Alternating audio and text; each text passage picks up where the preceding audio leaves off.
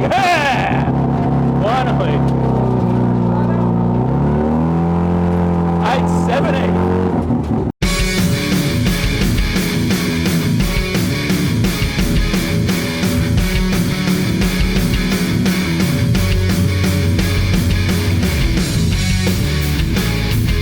All right, so you can already tell by the title and thumbnail that we had an absolutely unreal day at Heathcote Park.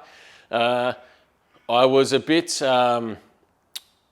flustered, I guess, at the start because I pulled in and I didn't really record an intro on that because as soon as I pulled into Heathcote, there were just caravans and transporters everywhere. And I was like, what in the hell is going on? There's nowhere to park. And I parked in a place I never normally would park. And the way the car was set up on the trail and that was not where I wanted it to be and that. And it was actually because there were all these racers who apparently go from track to track and that over a month's period, racing all around Australia. And these guys were all set up there. So Eastside Cruisers had a day out there as well, or Eastside Car Club or something it was. So there was a lot of cars there at Heathcote. There was a lot of cars in the lane and unfortunately there was a few all downs as well. So I didn't get quite as many runs as we normally may have, but it doesn't matter when you run some pretty good times and that, that's all good. So without further ado, let's have a look at what I did film of the day and then look at some of the data in the back end of it.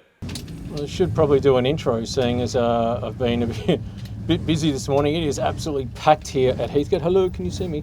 There's an Easter event on next weekend, 16th and 17th, so there is a lot of cars out here at the moment. I think they're testing for that. A lot of competition sort of cars, you would call them. So yeah, it looks like it could be busy. Often those cars don't do so many runs like my one, so hopefully we get through them really quickly. Massive news is that Heathcote Park officially has been announced that it will go through its resurfacing starting Monday. So by the time you're probably watching this, the resurfacing would have already started. You would have already seen posts on it. So massive news. That is absolutely awesome. Even the pits are going to get done on that. So big stuff, big news. All right, let's put it in the lanes and let's go do a pass and see how this goes. All right, so first pass, no good. I knew it wasn't going to be probably spot on because I went back to the tune-up post the other one. So I've just taken a heap of fuel out and see what it does. Instead of just doing like little 1-2%, I've been advised by the higher council to take 5% out and just send it. So that is what I have done. Air shifter thing didn't work because for some reason when I must have got a tune from the ECU and saved that one, it was the old one that had the gear shift reset or whatever still on it. So unbelievable. So I've fixed that now. So hopefully that's enough junk out the way in terms of passes. Went 143 but still slow. So yeah, we'll just creep up on it, put boost in about another 0.2 of a second quicker. Yeah, and we'll give it a crack and see how we go. There is a major oil down at the moment too. So I think, no jokes, I think there's been about 10 passes. The first pass was something happened. The pass just in front of me, old mate leaked something like the entire length of the track, unfortunately, and then about 3 passes after me, there's been a major oil down. So unfortunate, but yeah, we'll see what we can do. We'll wait for it to be cleaned up and we'll get back out there.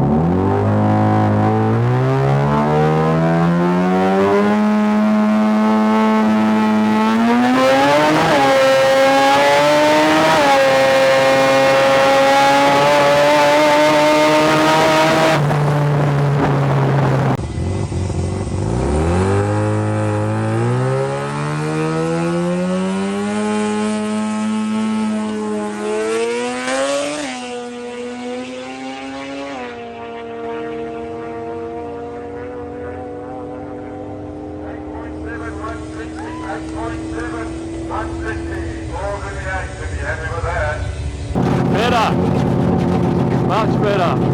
I don't know if it was completely clean.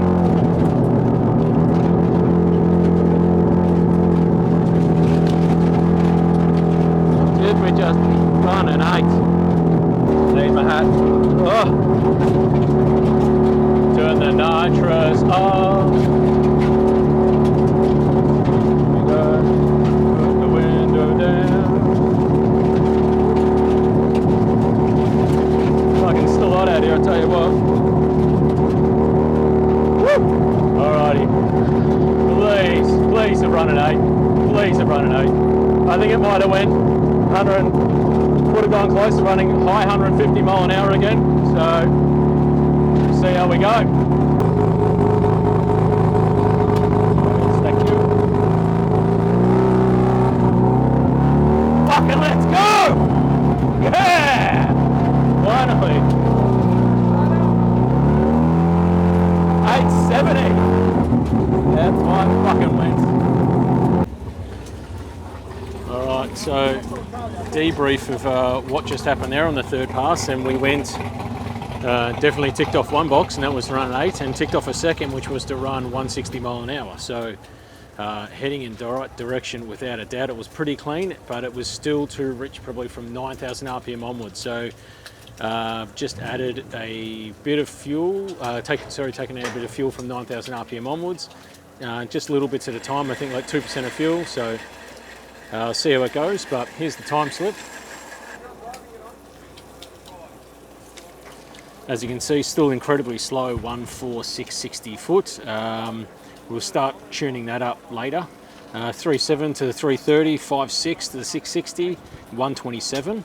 And then yeah, 8.72, 160 quarter mile. So hopefully with that little bit of fuel taken in up top, that's enough to get it to make horsepower basically, because it was like incredibly rich and you could see the EGTs drop down. So you know, if it makes power, you know, if it's clean and it's not, yeah, it wasn't, I don't think it was misfiring. I think it was just too much fuel, and it was yeah, I think if we can get that under control, you know, hopefully we can run like an 850 or something, or even quicker. So that would be killer. So that is on the cards next up.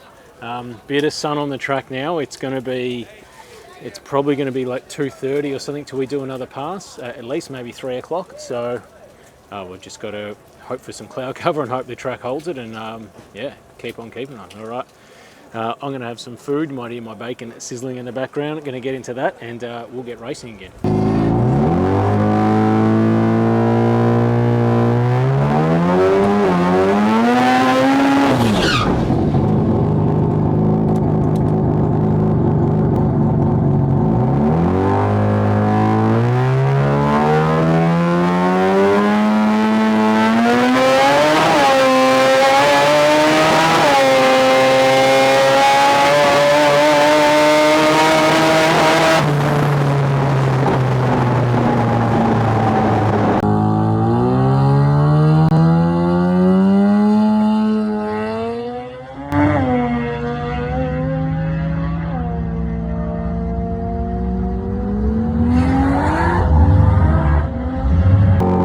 Let's go pack that chute.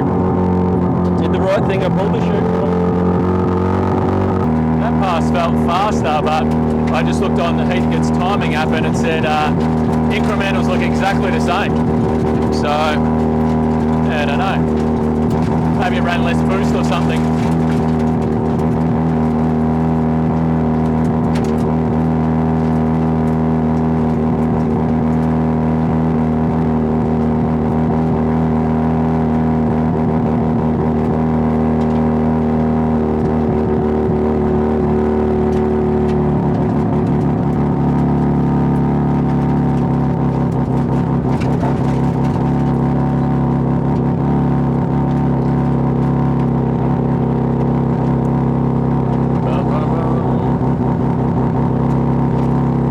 Right, so that's how the racing went.